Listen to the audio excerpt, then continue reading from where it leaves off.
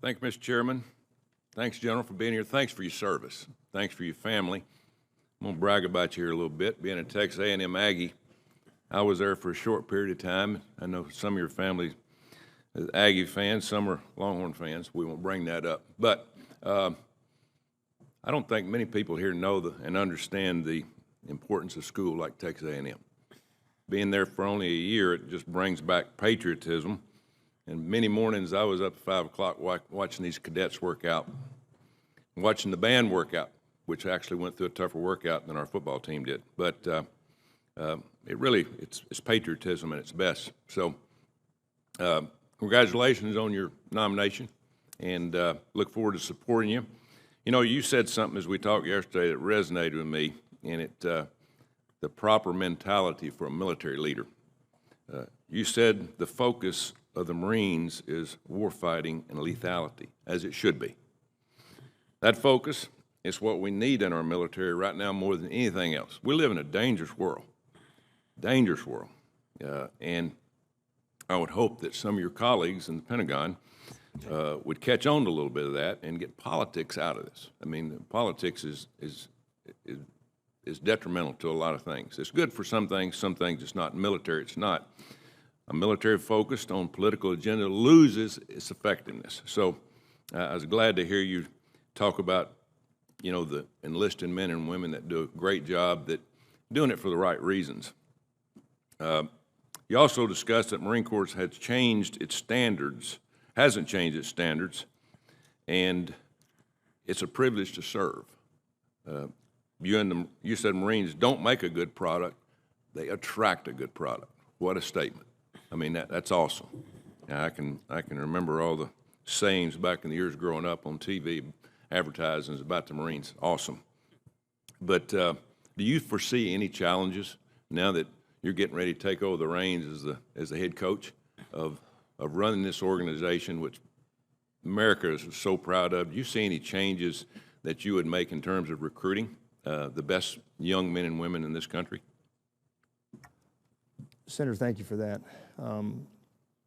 If confirmed, I'm committed to continuing that ethos, that legacy of warfighting excellence, because as you mentioned, sir, we attract people who want to be better. They want to return to society as better citizens than they come in as. So I'm committed to maintaining our high standards of warfighting, lethality, global deployment, and making sure that our Marines hymn says we are first to fight for right and honor and to keep our honor clean. We keep our honor clean, and that ethos and that moral integrity matters. And I think people understand that, and if they send their children to attempt to become U.S. Marines, you know, those words have to ring true, and we'll hold them true. I'm committed to that, sir.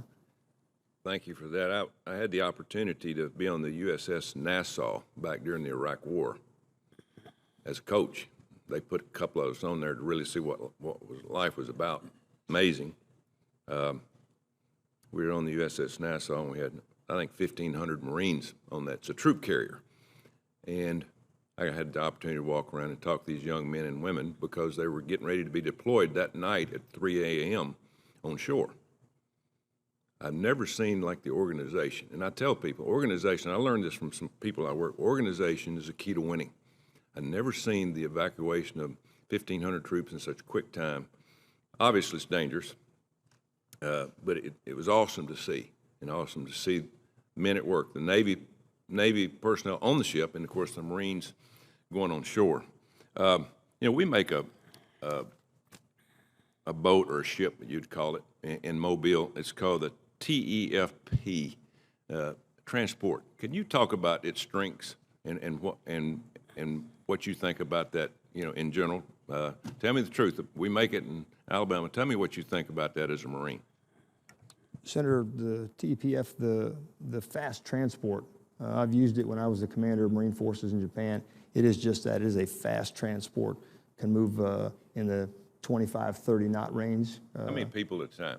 So it'll be several hundred, depending on how it's configured, because it is configurable. It's got a well deck, not a well deck, pardon me. It's got a deck underneath where you can haul significant amounts of equipment. It's got a ramp so you can put long-range fires, you can put personnel, and you can move it really fast and really far. Senator, if I can, I know it's your time, but because my sergeant's major would chastise me sitting in front of this committee can be a little intimidating. I think I said honor twice in our Marine hymn. First, to fight for right and freedom, and to keep our honor clean. I might have said honor twice, but that's never bad to say honor twice. Exactly. Thank you very much. Thank you, General. Thank you, Senator